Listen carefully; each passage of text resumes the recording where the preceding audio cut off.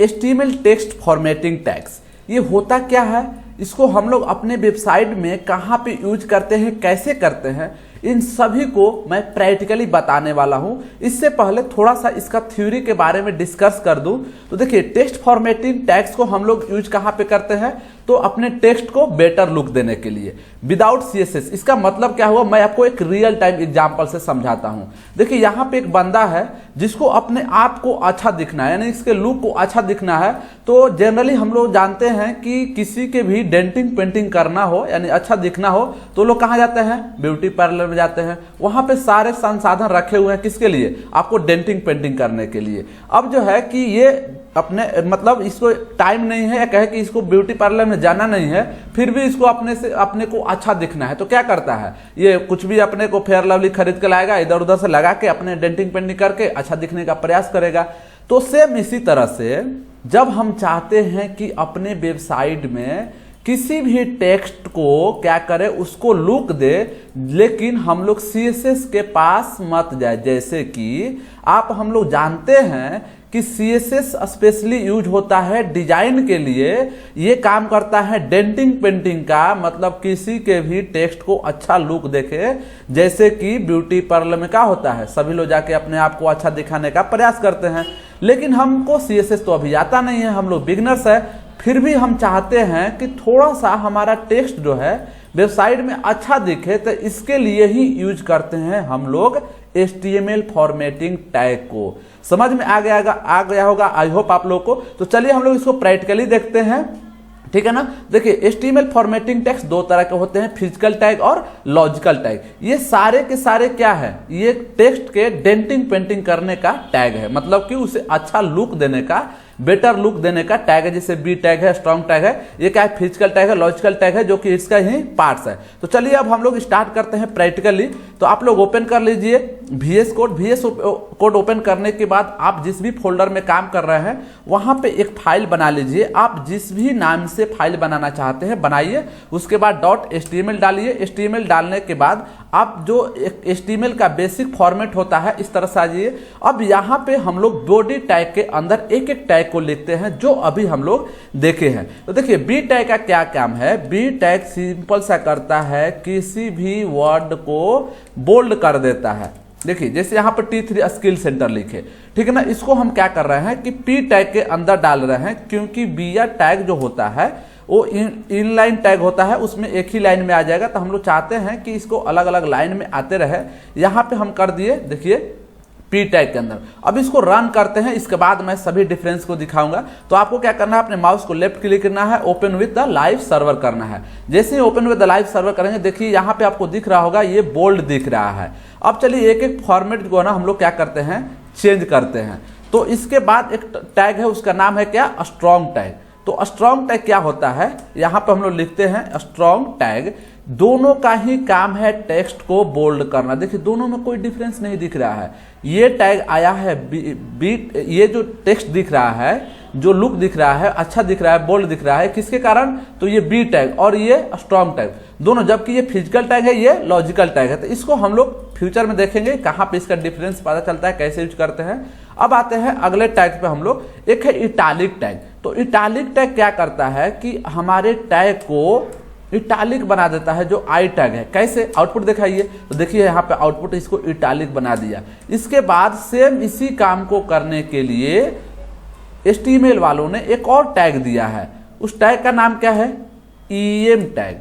अब देखिए, ये भी काम वही करता है, दोनों को ही मतलब देखिए इटालिक कर दिया, ठीक है ना। तो आप चीजों को डिफरेंस उस समय समझ में आएगा जब हम लोग प्रोजेक्ट बनाएंगे, तब चीजें क्लियर हो जाएगा। अब देखिए, हम चाहते हैं कि इस जो हमारा T3 स्किल सेंटर लिखा है, इसके अंदर हम क्या करें, इसके अंदर हम चाहते हैं कि एक अंडरलाइन दे। तो उसके लिए कुछ करना नहीं है, U टैग लगा देना है। जैसे ही U टैग लगाएंगे तो देखिए इसके नीचे क्या आ गया, यहाँ पे आपको लाइन आ गया। तो यही सब मैंने पहले ही बताया कि ये डेंटिंग पेंटिंग का काम कर रहा है। देखिए, हम जो चाह रहे हैं उसको करना चाहते हैं। हम एक टैग और देखिए, मार्क टैग। मार्क टैग क्या करता है कि यहाँ पे मान लीजिए मार्क लिखते हैं, तो जो भी इंपॉर्टेंट हम लोग को कुछ लिखना होता है इसके अंदर वही चीज डाल देते हैं। जैसे यहाँ पे लिखते हैं दिस इज HTML क्लास। अब देखिए दोनों में डिफरेंस आपको समझ में आ जाएगा।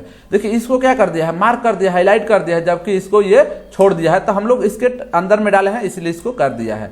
अब आते हैं हम लोग अगले टैग्स के बारे में कि देखिए जो यू टैग है इसके बाद एक आता है कि यहाँ पे हम लोग क्या करते हैं INS लिखते हैं। इसका भी काम क्या है, इसका काम है अंडरलाइन करना। देखिए ये भी अंडरलाइन कर दिया, जो यू टैग था और ये टैग था दोनों ही क्या कर दिया, अंडरलाइन कर दिया। तो देखिए यहाँ पे अभी तक हम लोग मार्क को देख लिए, EM को देख लिए। अब बिग और स्मॉल क्या करता है, ये दोनों का काम है अपने कंटेक्स्ट को छोटा बड़ा करना। तो देखिए यहाँ पे मैं दोनों को जगह पे एक जगह स्मॉल लिखूंगा और दूसरे पे बिग लिखूंगा। तो यहाँ पे हम लोग लिख देते हैं पहले बिग, ठीक है ना। तो बिग टैग क्या करेगा, इसका हम लोग देख लेते हैं आउटपुट। देखिए ये थोड़ा सा बड़ा कर दिया है, यहीं पर हम लोग क्या लिख देते हैं स्मॉल टैग। ये जनरली यूज नहीं होता है। हम लोग सारे चीज क्या करेंगे, CSS में इसको अच्छे से डिजाइन करेंगे। हमको अच्छा दिखना है, आपको अच्छा दिखना है, तो आप कहाँ जाएंगे, ऑफकोर्स आप जाएंगे ब्यूटी पार्लर में। इसका मतलब इसमें कहाँ जाएंगे, तो यहाँ पे हम लोग जाएंगे CSS में।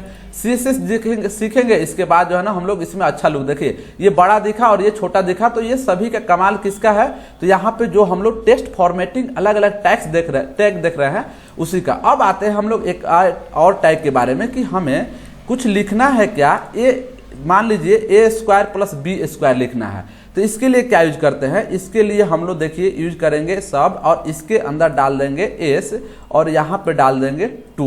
अब देखिए इसका आउटपुट क्या आ रहा है, यहाँ पे जो है ना कि देखिए X² आ गया, ठीक है ना। तो इस तरह से आप अगर स्क्वायर अपर डालना है तो सब डालेंगे, अगर स्क्वायर नीचे डालना है तो आपको यहाँ पे जो B दिख रहा है इसके सिंपल जगह पे क्या कर दीजिए, P कर दीजिए।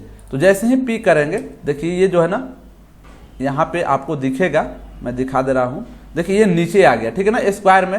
तो इस तरह से हम लोग क्या करते हैं कि इस टैग को यूज करके यहाँ पे मान लीजिए हमको प्लस डालना है और भी दूसरे P टैग में, तो आप कुछ भी कर सकते हैं। यहाँ पे जैसे हम प्लस डाल दें और फिर यहाँ पे एक और टैग ले ले P, और P टैग के अंदर डाल दे Y, और Y को जो हम करते हैं इस किसके अंदर डाल दे रहे हैं, SUB, सब के अंदर डाल दे, ताकि यहाँ पे क्या हो कि A² + B² दिखाई दे दे। तो आप इस तरह से आप चाहते हैं कि ऐसा डिजाइन हो और यहाँ पे 2 कर दे, तो देखिए आपको आउटपुट क्या आ रहा है। देखिए यहाँ पे आ गया अलग लाइन में, क्योंकि इसको हम लोग P टैग को हटा दे रहे हैं यहाँ पे, ठीक है ना। तो आप अगर चाहते हैं ऐसा देने के लिए तो आप इसे दे सकते हैं। एक और टैग है जिसमें आप लोग देखते होंगे कि जब फ्लिपकार्ट या अमेजन पे जाते होंगे तो वहाँ पे आपके प्राइस पे जो है ना काटा हुआ दिखता है। तो उसके लिए हम लोग यहाँ पे क्या यूज करते हैं, यहाँ पे यूज करते हैं डेल, और इसके अंदर हम डाल देते हैं क्या, T3 स्किल सेंटर। तो देखिए इसमें क्या होगा, जब कभी भी आपको अपने वेबसाइट में इस तरह से कटा हुआ वर्ड दिखाना हो तो देखिए इसको जो है ना T3 स्किल सेंटर, ये जनरली कहाँ पे यूज होता है, तो जब कभी भी कहीं प्राइस लिखा हो तो आपको इस टाइप का वेबसाइट डिजाइन करना हो जिसमें प्राइस को क्या करना हो, आपको काट देना हो, तो उसके लिए यूज करते हैं हम लोग डेल नाम के टैग को। तो देखिए यहाँ पे कटा हुआ है। तो आई होप कि ये सारे चीजें आप लोग को समझ में आया होगा। तो आप लोग इस थ्योरी को क्या कीजिए, स्क्रीनशॉट ले लीजिए, आप इसको कंप्लीट पढ़ सकते हैं, ठीक है ना। इसको भी आप लोग स्क्रीनशॉट लेकर देख सकते हैं। सारे चीज जो मैंने परफॉर्म किया वो सारे चीज यहाँ पर लिखा हुआ है। चलिए अगले वीडियो में मिलेंगे, तब तक के लिए धन्यवाद।